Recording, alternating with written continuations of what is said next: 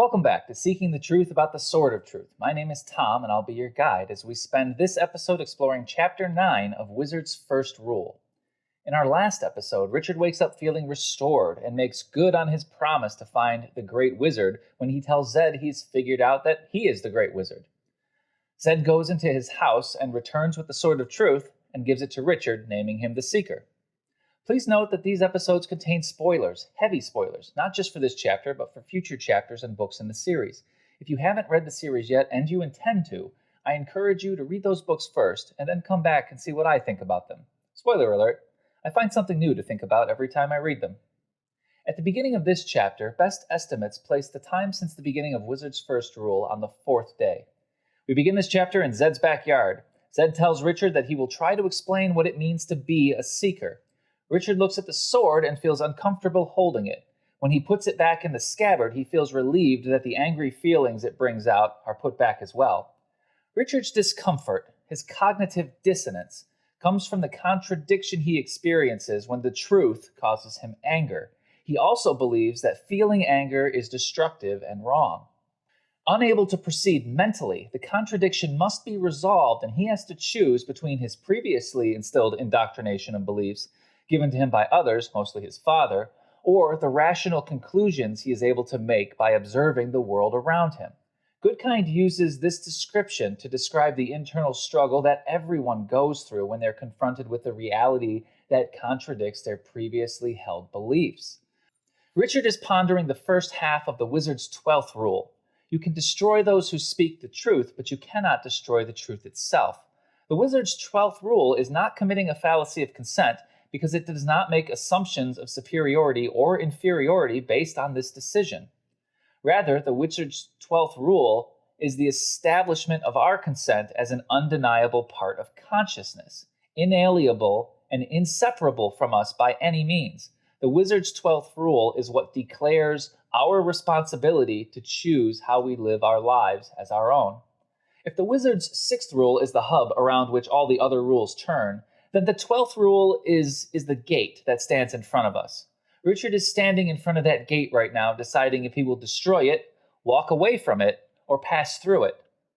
Richard is the one who's speaking the truth to himself when he feels anger that is not fueled by cognitive dissonance.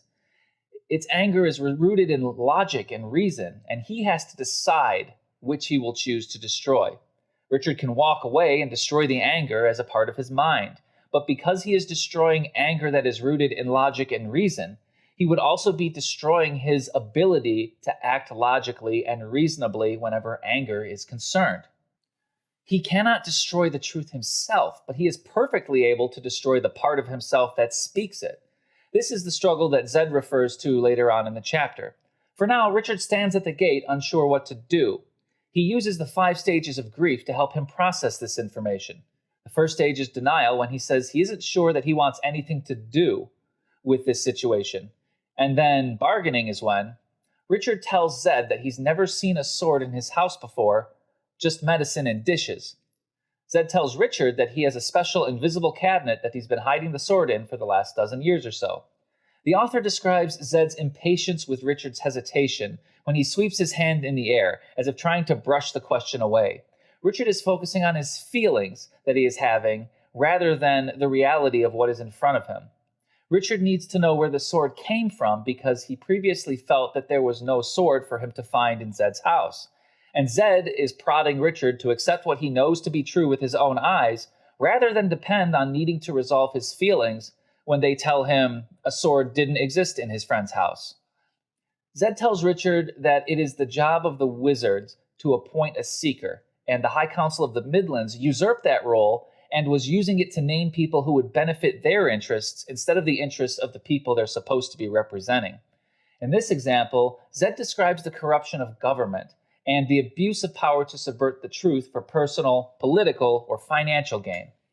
A modern-day example of this is something called the revolving door. The people elect representatives with the expectation that those representatives will use their authority to pursue the public good. Once they achieve this position of authority, those representatives are presented with choices. One of those choices is to serve the public good in exchange for their agreed-upon salary as elected officials. Just as a point of comparison, While in office, a senator earns a salary of $174,000 per year. And after 30 years of service, the average pension at retirement for a U.S. senator is approximately $90,000 per year for the rest of their life. These representatives are responsible for deciding fair legislation that will protect the interests of the public good.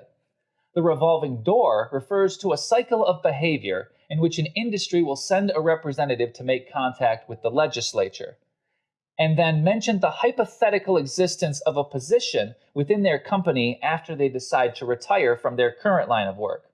During a television interview, a former lobbyist was quoted as saying, "I would say to the member, when you're done working on the Hill, we'd very much like to consider you coming to work for us."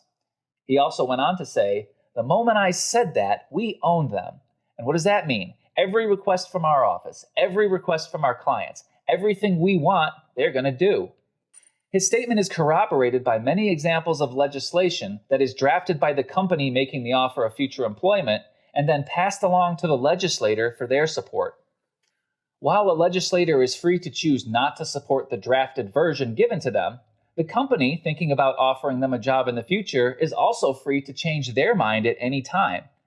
If you compare a legislator's compensation as a representative of the public to their compensation as a representative to their new employers, on average, after leaving office, a legislator receives a 1,450% raise, transforming an annual salary of $174,000 into an annual salary of $2,500,000.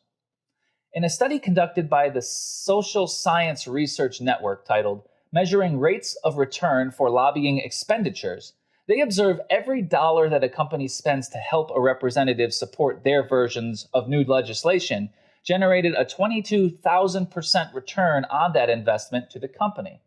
Using the numbers listed above for comparison, that would transform the company's $2.5 million expense of employing the former representative into an annual profit of $550 million. Listed in order of magnitude of their recorded financial involvement in legislation, the following industries have a well-established history of providing employment to former legislatures: the pharmaceutical industries, insurance companies, electric utilities, electronics manufacturing, business associations, oil and gas, hospitals and nursing homes, and education. A more politically driven show might make the comparison between public sentiment about excessive costs and the need to reform in some or all of those industries. While I will not be performing such an analysis, if one were so inclined to solve those problems, exploring the relationship between legislation and future employment of those legislators may be a good place to start that exercise. Zedd makes a reference to the last seeker when he said he was able to take the sword back because he had become entangled with a witch woman. You'll never believe me when I get to the chapters where I talk about what Shota represents. Richard and Kahlan are feeling the exact same way at this moment, but the author uses completely different language to describe each one. Richard feels like he's being drawn into something he doesn't consent to, and he's clearly showing it. Kahlan also feels this way because she wanted to be gone after she makes Richard feel bad by telling him what she is. However, since Richard is the narrator and doesn't know Kahlan well enough to recognize it, he only sees her as unreadable. Richard is processing the 5 stages of grief in response to his lack of control over the situation.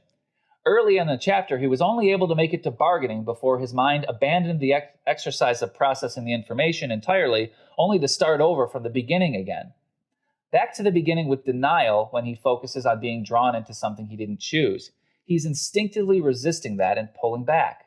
This time, Richard actually does process anger, even if it's just a little bit when he gets heated with Kahlan.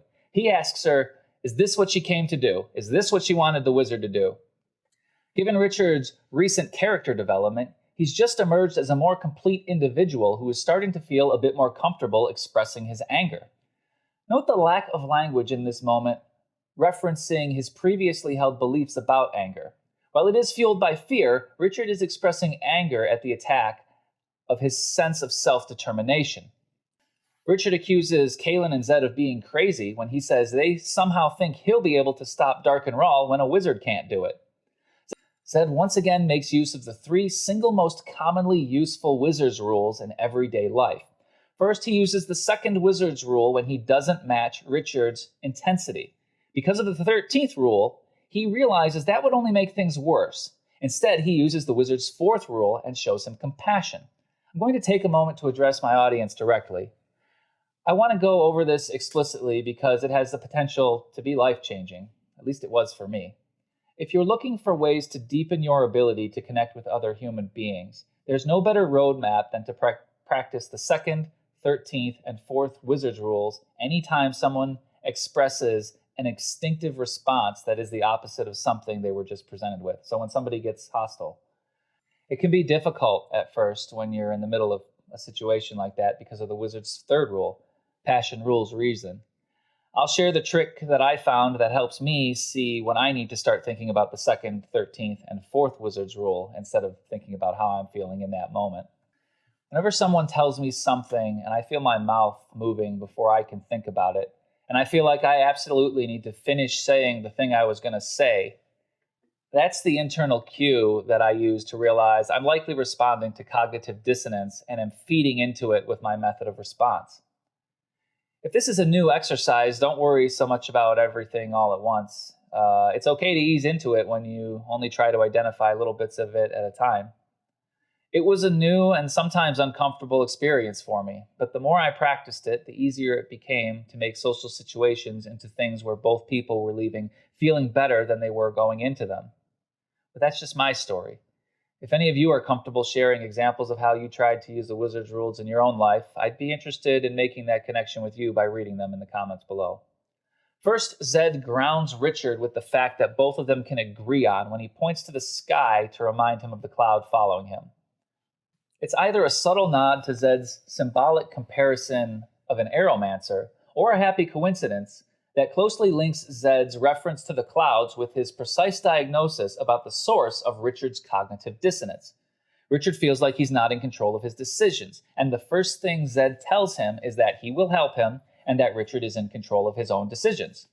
This counteracts the dissonance Richard creates when he assumes he no longer has any free will.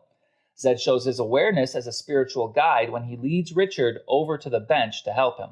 However, he shows his mastery as a spiritual guide when he sees that Kahlan is experiencing the exact same feelings, while outwardly she is showing none of the obvious signs that are present in Richard. He directs Kahlan to sit down as well, as he explains. Zedd starts his explanation by telling both of them the history of the boxes of orden. The magic of orden is described as something that was created from the earth, from life itself. That tells us that orden is supposed to represent something that is a fundamental constant. A fundamental constant, such as the gravitational constant of the universe, the speed of light, Planck's constant, the strong coupling constant, and the cosmological constant, are all examples of relationships that play a fundamental role in the universe and have a constant value. They don't change. Zedd is describing a different type of fundamental constant. The power of orden is a symbol of our life cycle and is heavily influenced by the wizard's 14th rule. Death is a fact of humanity, and it is a part of the cycle of life itself. We cannot change this natural cycle of life. What we do have power over, however, is how we create the world in which we presently live, and those who are loyal to the wizard's rules possess the power to do just that. That means that we all live by the same rules and we're all going to die, and it's up to us to learn how to live in that world in a way that we can accept. If the boxes of orden are the life that we're born into, then putting them into play would be when we're born. Zedd is also referencing the gift when he says that only a person of considerable power can put the boxes of orden into play. Darken Rahl puts the boxes of orden into play, and he must gather all three and open one box before the time limit of 1 year is up. If he cannot gather them and open one before then, he will die. The 1 year timeline is not the time we have before we die, like you might expect. It's a much shorter amount of time than that. It's the amount of time our rational minds have before they are destroyed by unresolved cognitive dissonance, meaning our ability to make peace with ourselves is limited by how much damage we can do to ourselves before there is nothing left to protect. Zedd says that Darken Rahl can't simply grab one box and open it. They work together, and all three need to be present before he can open one. The opening of the boxes is our struggle to make wise choices that will not destroy our ability to think for ourselves. And the action of not opening one at all is what happens when a person makes no attempt to take control over their mind. This is not an indictment of that person's ability or worth, however. That is a description of our natural state. Our fundamental psychological construction just behaves that way. The author says that putting the boxes into play requires a person who has gained knowledge through long scholarship and can call upon considerable power of their own. This implies that it is not natural for us to escape the damage that we do to ourselves when we respond to every situation by instinct rather than by reason. Having the gift, or in the case of Zedd's students, the calling, it is the ability to understand some or all of the wizard's rules and how they apply to your own self-preservation. Opening the boxes of Orden is a representation of where we end that struggle and are no longer to escape or deny the consequences of the effects that our choices have on who we are as human beings. Zedd says there are 3 different powers contained within the boxes of Orden, and depending on which one he opens, one of 3 unique results will occur. The first box of Orden is described as the correct box. Upon opening this box, the wielder of that magic will be granted power over all things living and dead. He will have unchallenged power and authority, and will have total dominion over all people, including the power to kill anyone he doesn't like with a thought. This option is what happens when a person gains complete and total awareness of how the wizard's rules function, and how they are able to separate themselves from their self-destructive cycles of cognitive dissonance, and fully interact with and influence the thoughts and feelings of those who have not yet broken free. The power over all things living and dead is the escape from the endless cycle created by the conservation of cognitive dissonance. The unchallenged power and authority is a reference to a near limitless potential that a person has once they have freed themselves from this smothering dynamic. His mastery with immutable dominion over all people is his ability to spot the parts in their thought process where they're getting trapped and influence what path that person takes. Notice that this statement is set apart to stand alone by this description. It is not described as good or evil. It simply is. And when he says that anyone he doesn't like, he will be able to kill with a thought, wherever they are, that is a reference to the power that such a person would have to compel other people to destroy themselves at their direction. It's important to understand that this is much more a statement about how weak we are as individuals when we are unable to resolve the issues than it is a statement of how powerful we become when we are. While it is true that the people who reach this point in their existential development do possess a unique understanding and inner peace, the lesson here is that if you do nothing, then you will die. By failing to put ourselves in a position to do something about it, we are at the mercy of those who can, and we lose the ability to protect our agency of free will. Richard says that it sounds like terribly evil magic, but Zedd says just because you can snap your fingers and kill half the universe doesn't also mean that you couldn't snap your fingers and cure cancer or end wars. Zedd says that it is up to the person who has this power to decide how they will use it, and that the power itself isn't good or evil. It just is. This dynamic is the same one that the author is trying to make about anger. Anger is a natural part of our existence. We're born with the capacity for violence, but we're also born with the ability to decide what to do with that anger and what to do with that capacity for violence. When a person gives anger the focus of the thing that is good or bad, then they're also giving up their free will to do anything about it. The decision and responsibility for those decisions will always lie with the person, not the emotion they're feeling. The author practically looks deadpan into the camera and uses Zedd to summarize what the power is and where the responsibility always rests when Zedd says, "The power is neither good nor evil. It simply exists. It is up to the mind of the man to put it to use." Richard asks Zedd, what happens if Darken Rahl opens one of the other 2 boxes? And Zedd says there's a chance it will be one of the ones that kills him, and he will be dead, and the magic will claim him faster than a San Francisco 49er setting up camp next to a mountain river. The symbolism here is pretty clear. The magic claiming him is the result of a failure to master that internal struggle. Your life will remain unchanged, and you will be the cause of your own destruction without ever understanding why. The 3rd box destroys all life. There is nothing left that is alive after it is opened. The destruction of all life is the destruction of all rational thought. This represents a conscious and permanent rejection of the conservation of cognitive dissonance and the theory of general cognitive empathy in favor of unrelenting faith in feelings caused by cognitive dissonance. Opening the 3rd box and destroying all life is a permanent rejection of anything that doesn't feel right for no other reason than it doesn't feel right. To continue the analogies of physics and astronomy, I will be referring to this occurrence as a cognitive singularity. In space, a singularity, more commonly referred to as a black hole, is a region of space-time where gravity is so strong that nothing, no particles, no electromagnetic radiation such as light, can escape from it. The theory of general relativity predicts that a sufficiently compact mass can deform space-time to form a black hole. In this comparison, if we view our interactions as expressions of the conservation of cognitive dissonance and the theory of general cognitive empathy, then fact, logic, rational thought, and information are all particles that exist the same for everybody. Living in a world that is governed by the conservation of cognitive dissonance means that those who are unaware of this interaction will experience pain from it, and that pain is a natural part of their life. A rejection of that truth is the single most damaging thing a person can do to their own mind, because they elevate that cognitive pain to the level that Richard elevates his anger. The person who rejects the truth also rejects their ability to change it, removing all personal responsibility from the equation. Every question in that person's life is reduced to a single question. Does it make me feel bad when I think about it? This becomes their only truth. This person is no longer capable of exercising any form of free will that is not validated or motivated by an instinctive emotional response. Their world is destroyed because their rational mind can no longer process contradiction at all. They have decided that their highest power is dependent on outside forces and that they're powerless to change it. They can only run from it. Every contradiction they encounter makes their world smaller and smaller until everything is consumed in the fires of their addiction to emotional validation. Even while they receive this validation whenever they can find it, their mind cannot ignore the truth that such validation only comes from within and is a non-transferable thing from one person to another. It's like a star pulling itself into a black hole. The particles of logic, reason, facts, and ideas no longer have meaning.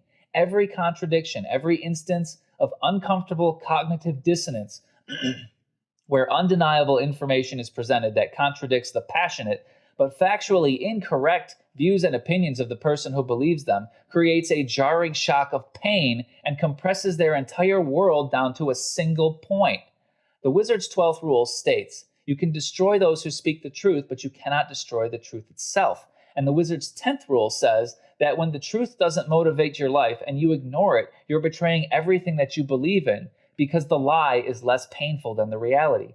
Empathy isn't just a word used to describe compassion for others. It can also describe a passion and love for the self.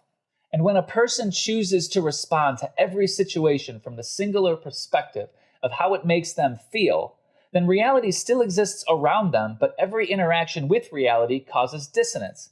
And the choice to avoid that dissonance at all costs removes that person's ability to act against it and instead creates a deeper empathy for the self and a deeper compassion for the pain that the self is feeling. This cycle of retreat from dissonance causes the person's world to shrink and compress. Their empathy for themselves becomes so densely packed that nothing else can escape, and anything that gets too close to their dysfunction is absorbed without any effect. There is no collision, there is no interaction, because they're no longer capable of interacting with the world of life around them. Effectively, they're trapped by their own empathetic pull, and nothing can escape it, not even light, and anyone who gets too close is in danger of getting sucked in. This is a complex idea and will be discussed in different ways in future videos, but if you're looking for an example to study in the meantime, Nadine in chapter 57 of Temple of the Winds, when she says, he'll see that I can be just as good as a woman for him as you. You think I can't, but I can. In that moment, Nadine is no longer capable of reason. She has achieved a state of cognitive singularity. The opening of the third box is the collapse of the rational mind into a cognitive singularity. Zedd describes this fate when he says every living thing is incinerated into nothingness. It is the end of all life. If you're comparing the line of reasoning to objectivism, then if all meaning in life for what we can and can't know comes from our ability to use our rational mind, then the end of all life is the end of our ability to use our rational mind. And that is what Zedd is referring to when he talks about opening the wrong box. Richard has to pretend that he hasn't heard the story about the one who took his special magic, put it into play to try and rule the world, because he read all about it during his father's memorization summer camp. Because his dad told him that no matter what, he could never tell anyone what they were doing when they were together in the woods, or he would get into a lot of trouble and everyone around him might die. In retrospect, I fully realize how that sounds. Well, I'm using those words to describe it, but you go back and tell me where I'm wrong in the comments below. Please comment. I want you to comment. Comment for Tom. Come on, just a little guy. Look at me. Looking to take that comment you have and gobble it up. As I was saying, Zedd says that putting the boxes in play gives the player access to special information, and that this information will allow him to discover which box is the correct one to open. The symbolism for this privileged knowledge that Zedd is talking about is our ability to feel the effects of the conservation of cognitive dissonance, as well as the opposite effect that empathy has on our interactions with each other. These perceptions are like the tools that we use to pursue science and chemistry: telescopes, X-ray scanners, electron microscopes. They all let us observe the interactions that we have with the universe. We instinctively can sense dissonance and respond to it reliably every time. We also feel the pull of compassion and empathy, but that does not guarantee that we'll be able to transfer those observations into a rational choice, just that we have the senses to do so. Richard formally recognizes what he has suspected since his father's books were torn apart, and accepts that Darken Rahl must be after him because of his knowledge of the Book of Counted Shadows. Zedd tells Richard that they have a chance because Darken Rahl has put the boxes into play before he has all three. The symbolism is a bit difficult to interpret here, but if I had to hazard a guess, I would say that the ability of those who wish to act virtuously with their understanding of the conservation of cognitive dissonance is more complete than someone who wishes to use this power viciously for selfish and destructive reasons, because the maliciously motivated individual still ignores the cognitive dissonance that they create in themselves through their destructive actions. Zedd says that is either because he's very stupid or very confident, and Zedd tells him that he left the Midlands because the council abused their authority and mishandled the boxes of Orden, and treated him like a fool and didn't listen to his warnings. Zedd is angry that they laughed at him and intimates that this is why he left the Midlands, to remove himself from the situation. If you analyze this behavior, you see Zedd creates his own cognitive dissonance when he says that they refuse to heed his warnings. He breaks the wizard's third rule by letting his passion rule his reason, the second rule when he tries to make it better by following his own cognitive dissonance to respond rather than his logic and reason, and the 13th rule when he ignores the conservation of cognitive dissonance and makes the situation worse by forgetting that he can't force a person to agree with him no matter how hard he tries. So by expressing his displeasure and making his case through logic and reason rather than through empathy and compassion, Zedd's approach creates an equal and opposite force that rebounds on him and transforms the magnitude of the dissonance he creates squarely back on himself. The jolt is so strong, Zedd leaves the Midlands because of it. Zedd tells Richard all he has to do to save the day is find one of the boxes of Orden and keep it from Darken Rahl. And Richard says even if they do find it, they might just be finding it for him because they won't be able to stop him from taking it from them by force. Notice that Richard experiences cognitive dissonance when he is faced with a contradiction of information. Zedd says they can beat Rahl if they find a box and keep it from him. Richard believes Darken Rahl is impervious to anything a woods guide might try. Therefore, in an equal but opposite magnitude, when Zedd says they can win, Richard must immediately create new information to calm his mind by accepting Zedd's explanation, but also adding new information that makes Zedd's interjection of information irrelevant. In the world of competitive arguing, this is called an ad hoc argument. Richard wonders if one of the boxes of Orden might be close by in the land of Westland on their side of the boundary, and Zedd says probably not by a particularly circuitous route when he begins his explanation with the big reveal of his previously secret but long-standing policy of don't ask, don't tell regarding his history of mystical proclivities. Zedd finally reveals that he put up the boundary to create a land without magic, and once that land was created, he crossed through the barrier and was the only thing of magic in all of Westland. When Zedd removed himself from the Midlands by fleeing reality to soothe his cognitive dissonance, he made his world smaller. Zedd's retreat into the Midlands is representative of what happens when people flee their cognitive dissonance to protect their feelings. The flight from the Midlands is a person's flight from a painful truth. Inside their mind, they create an area where that painful truth cannot exist. That means that the only places where this part of the mind can exist are places where the painful truth does not exist. Zedd not being able to be inside of the boundary before it goes up represents the undeniable reality that the painful truth does exist and he is fleeing from it. That is why the boundary has to be up before he can enter into it. That's why he's saying what he is when he says his presence would have prevented it from happening. Now that Zedd is inside Westland, he is unaware of what's going on beyond the boundary, in the same way as someone who denies part of their reality to spare themselves pain. They can no longer see that part of themselves. Zedd has created a self-contained existence with no magic, and that represents that the only thoughts allowed inside their mind are the ones that already agree with the thoughts they already had. Zedd says that because of how the boundaries work, anything of magic is most likely to be still in the Midlands. And that makes Richard get discouraged, so he changes the subject by reminding Zedd that he still hasn't told him what a seeker is. Zedd summons a heroic monologue that would put any last episode rain-soaked, sad music main character pulling themselves up by the power of friendship animated Japanese drama to shame. When he says that a seeker is a person who answers to no one, he is the law unto himself and can hold anyone to account for anything. The sword of truth is his to wield however he chooses within the limits of his own strength. This is symbolic for the power a person will achieve once they have an understanding of the fundamental cognitive forces that influence every decision in our lives. They can see the truth and they can wield it however they choose. They can go where they want, learn what they want, decide what questions they will answer, and they will answer to no one.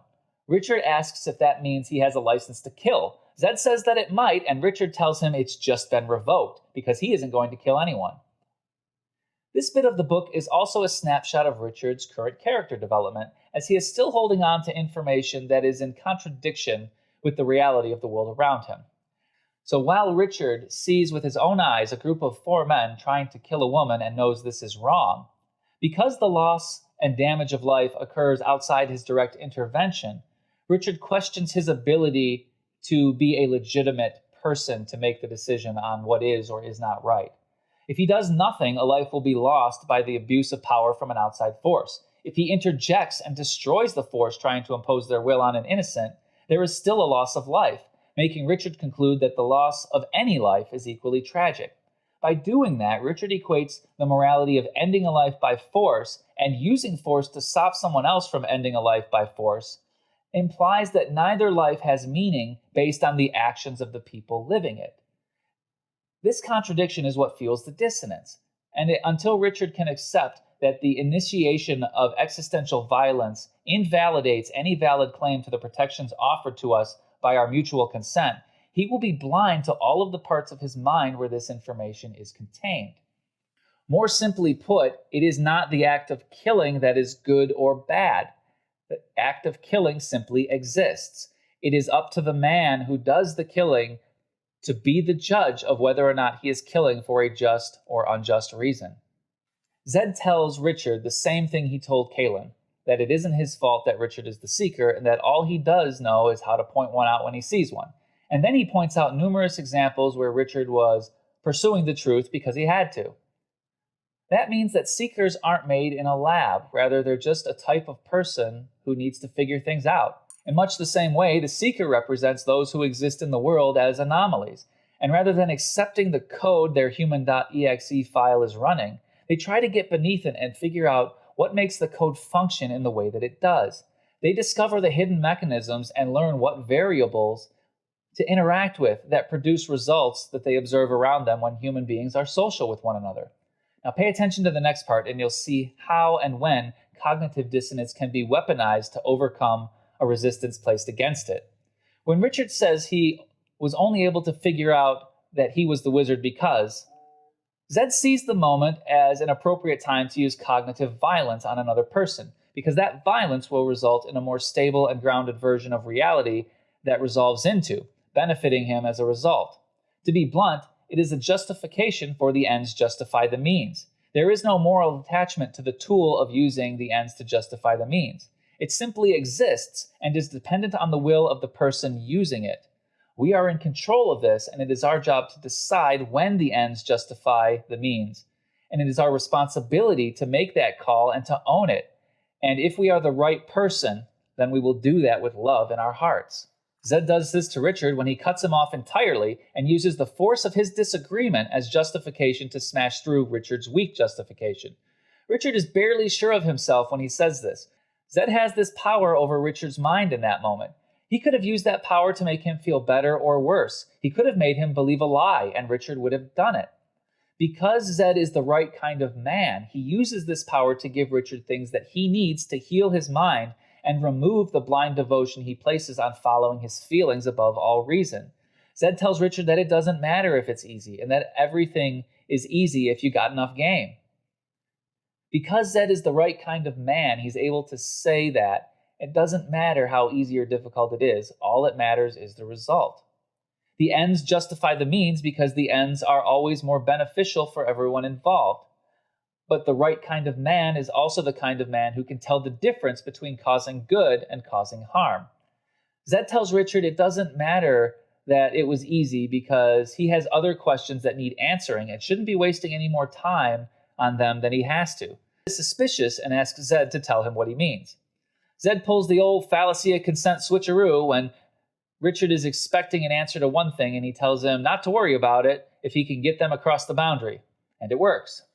Richard legitimizes Zedd's position by engaging with it and following his instinctive response to cognitive dissonance. Zedd plays him like a fiddle. Zedd doesn't engage, and Richard is not feeling validated because his friend isn't agreeing with him. So Richard starts listing logical reasons why he should be feeling this way, and giving Zedd a clear roadmap on how to resolve those paradoxes and convince himself it's okay to feel the way that he does. But he is only okay because he decided it was okay to be that way. Once he took ownership of the idea, then it was able to be useful to him.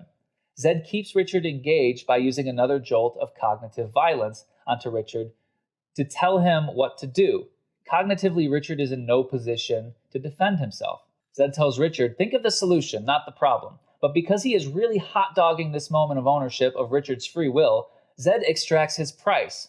I'm going to help you, but I'm also going to make you balance a ball on your nose because you made me have to do this. And he does that when he makes his own words come out of Richard's mouth in a feat of ventriloquism that would put Jeff Dunham to shame. Richard at least makes an attempt to do so when he says he doesn't know about the Midlands, and that should disqualify him. Kahlan says that she knows everything about the Midlands and not to worry about that problem. With all rational reasons for why his only choice was to accept reality, from Zedd's perspective, of a seeker being a fundamental force, rather than an appointed one, they exist by definition. Richard must then resolve the inner conflict between accepting the anger that comes from having a vision that lets him see the crimes and injustices afflicted upon a world that he was blind to before. Deeper problems, solution-killing problems, unless they are spotted. But those core problems, the root of the cancer, the last few stems that stay behind to regrow everything, are almost impossible to see. His other choice is to organize his own thoughts and root out the information that is causing the paradox, and decide which reality he's more comfortable living with. The one where he chooses what he sees and observes, or the one where he chooses what he believes.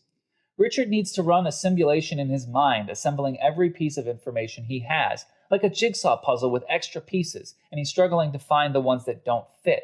But he's afraid to try, which is why Zedd uses a third instance of weaponized cognitive dissonance when he tells Richard that Rahl hunts him, personally, and Zedd tells him it's because he's the seeker. Zedd's intention was to strike Richard from a position where he's accepting that he is the seeker because he is accepting the fact that he's being hunted by Rahl. Just because Zedd fired a shot of cognitive violence against Richard doesn't mean he hit what he was aiming for. The shot Zedd took was the best shot he could have done from his perspective. However, Richard was in possession of some psychological baggage that he didn't know existed. Richard takes false hope from Zedd's urging, and instead of the false correlation that Zedd was hoping for.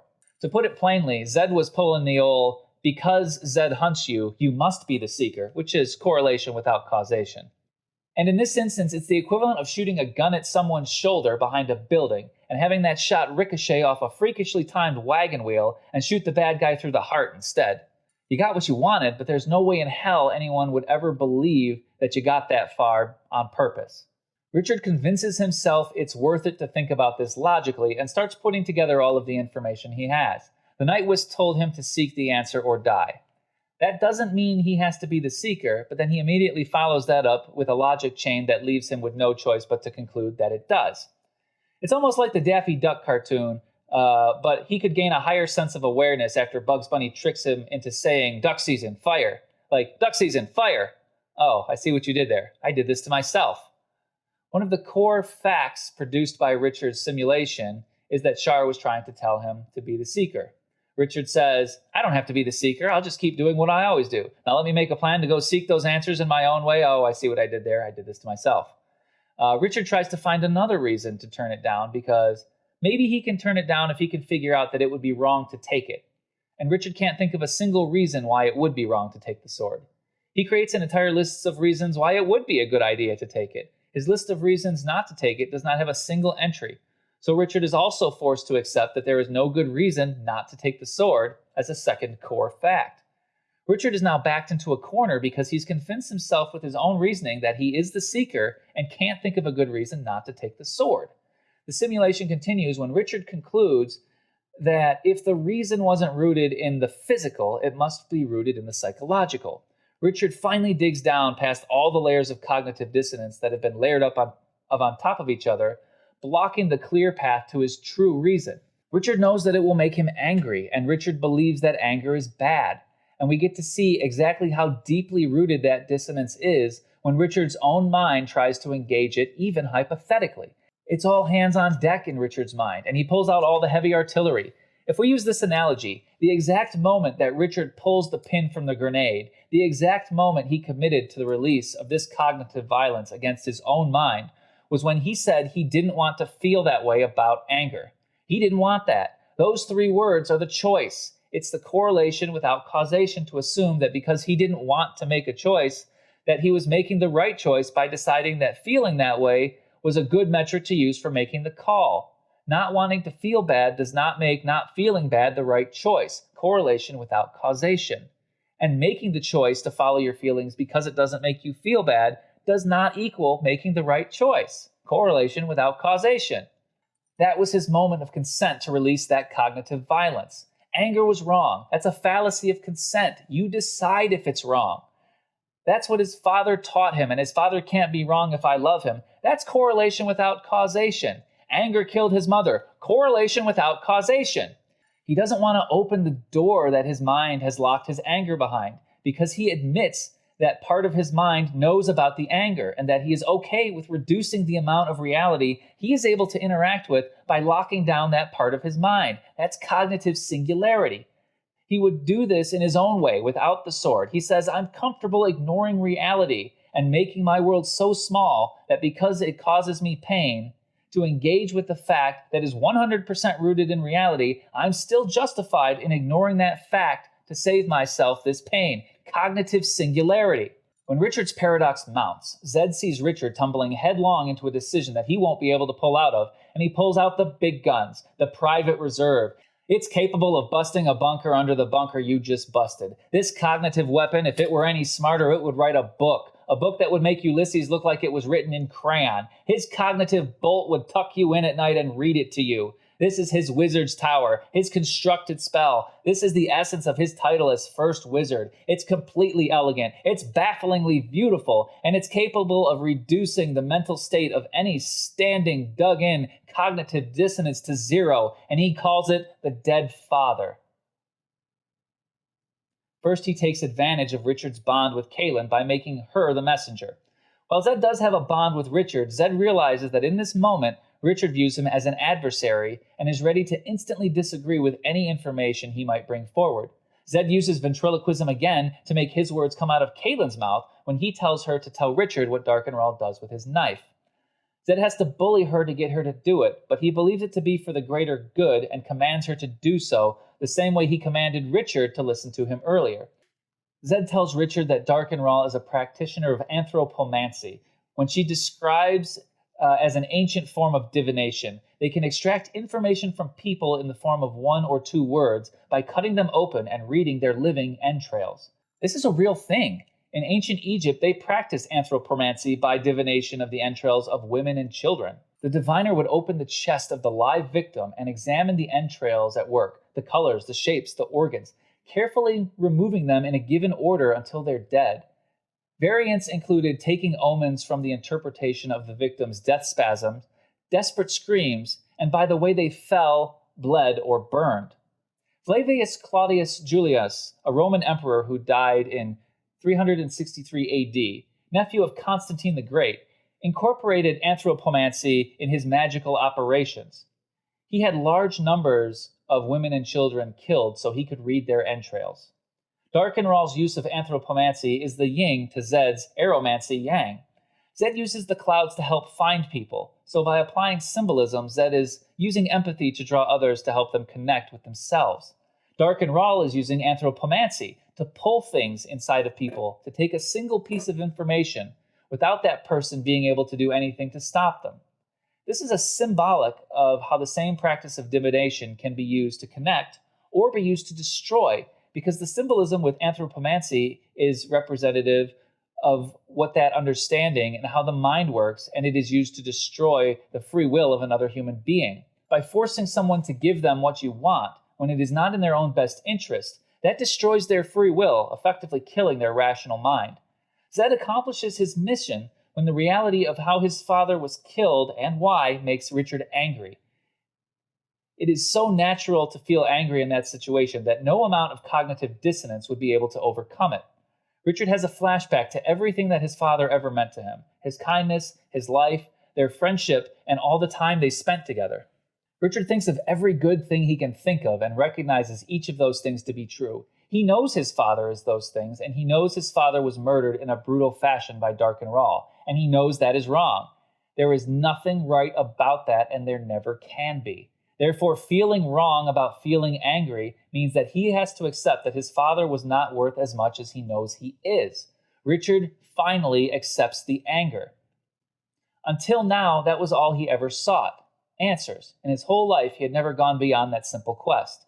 Until now, that was all he ever sought, was answers. In his whole life, he had never gone beyond that simple quest. This sentence is Richard's transfiguration into accepting his anger and unlocking a part of himself that was previously outside of his reach. Symbolically, this is the transfiguration that occurs when someone finally understands that all the dissonance in their lives is created by their choice to follow feelings, even when those feelings tell them it is better to run from things in reality, when their other choice is to feel bad by examining it. Once they give themselves permission to be responsible for their own mental state, they suddenly see how easy it is to do by simply accepting that their feelings are lying to you sometimes.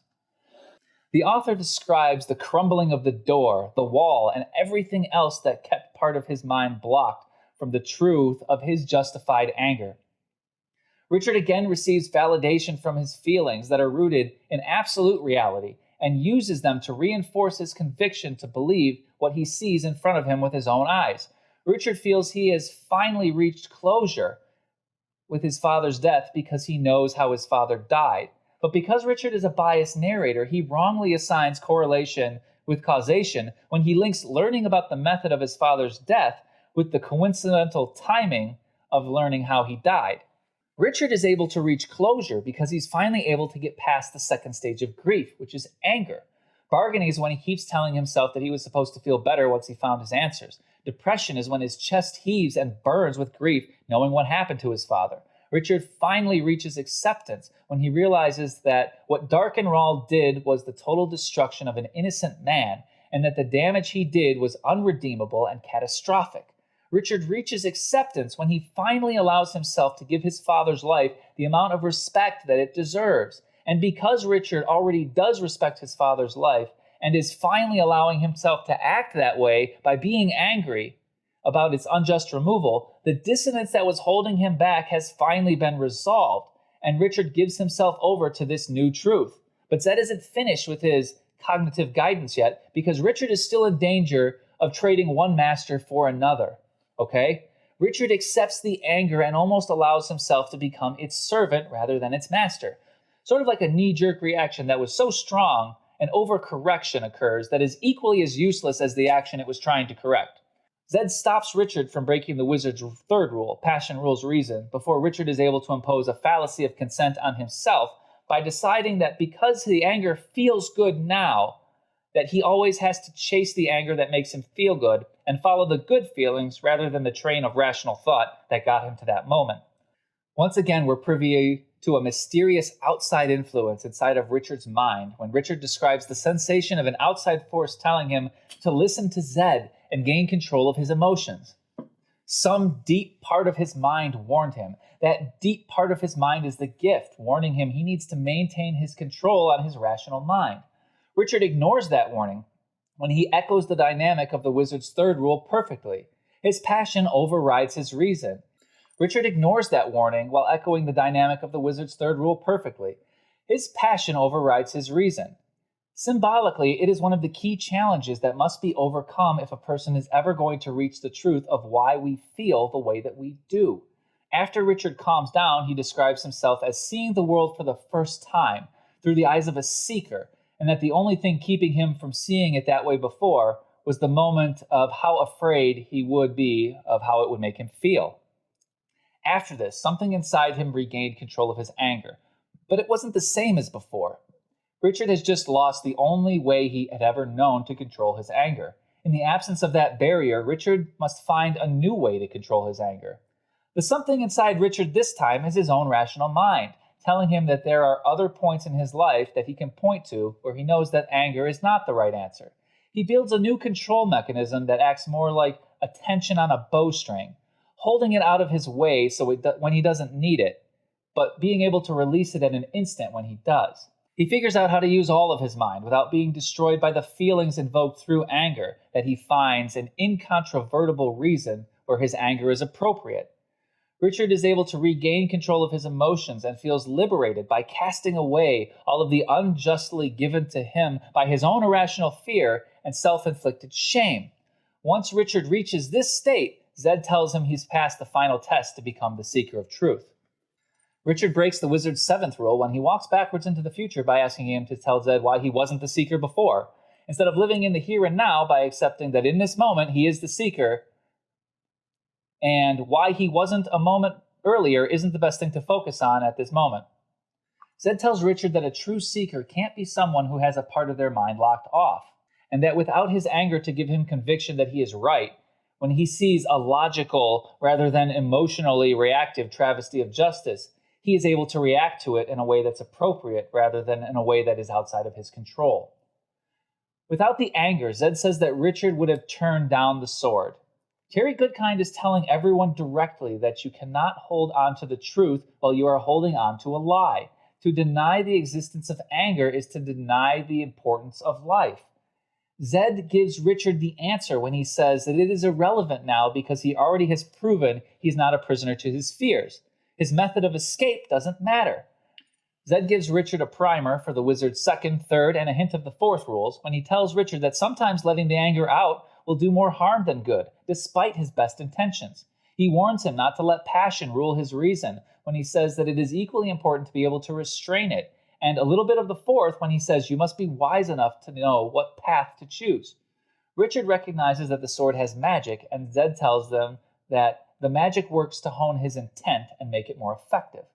One of the symbols of magic is the interaction between a person who has knowledge of how our cognitive construction works against another person who does not have that same knowledge. The wizard's web is the method used, but the magic itself is the intent. Zedd is reminding Richard that this power is neither good or evil. It simply exists, and it's up to him to decide if that power will be used for good or evil. Much the same way that people interact to express their intent, someone who is much more effective at influencing that interaction is given the power to cut through many different kinds of cognitive dissonance. Zedd says that many people are afraid to die by magic, but that doesn't matter what the cause of death is. That's walking backwards into death, because dead is dead, and what happened before is no longer relevant. There's a direct reference to the human tendency to fear the source of cognitive dissonance and to avoid it at all costs, even at the expense of what is right in front of them. Also gives Richard another weapon when he says that the fear of magic can be a powerful weapon. This is Richard's first indoctrination of the wizard's first rule. The fear of the truth will create an equal and opposite response, meaning if someone is scared enough for whatever reason, you can convince them to do anything. And if you know how to make them afraid, then you can use that as a weapon against them.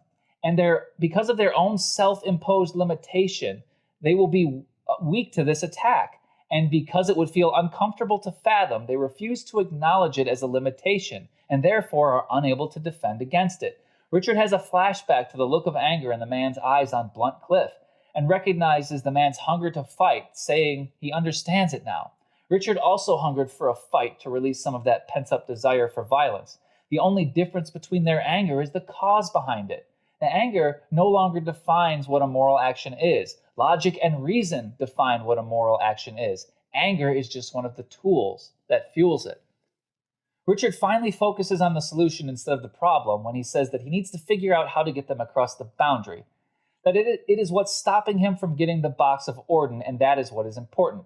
Richard isn't out of the woods yet, and that realizing that he needs to control his anger is a lot more difficult than doing it perfectly, because creeping in behind his two rational conclusions to get across the boundary and find the box, Richard resolves to find Rahl, implying a sense of vengeance, pushing his logical and reasonable decisions in front of it to protect it from being purged, along with all of the other cognitive dissonance that Richard has just shed.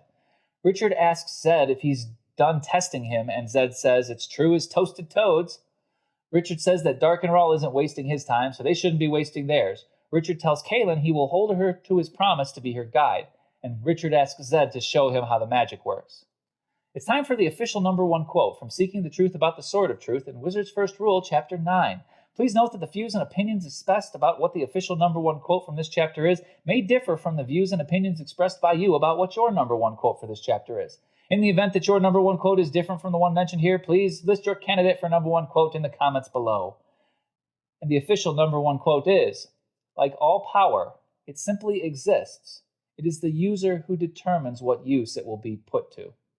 In the next chapter, Zedd makes Kahlan destroy a perfectly innocent tree to prove a point to Richard, and Zedd teaches Richard the limitations of the Sword of Truth when it is bound by feelings rather than by reason. I hope you've enjoyed this episode, and if you feel like you've gotten something of value from this video, please like and subscribe to the channel. And if you really liked it, I ask that you share a link to the video with those who you think might enjoy it. If those feelings aren't there yet, I invite you to come back to the next episode and give me a chance to try and change your mind again. Thank you for watching. My name is Tom, and I've been your guide. This has been Seeking the Truth About the Sword of Truth. Come and join me next time so that while I'm seeking these truths, you can become seekers of that truth as well. Thank you. I hope to see you again, and until then, live well.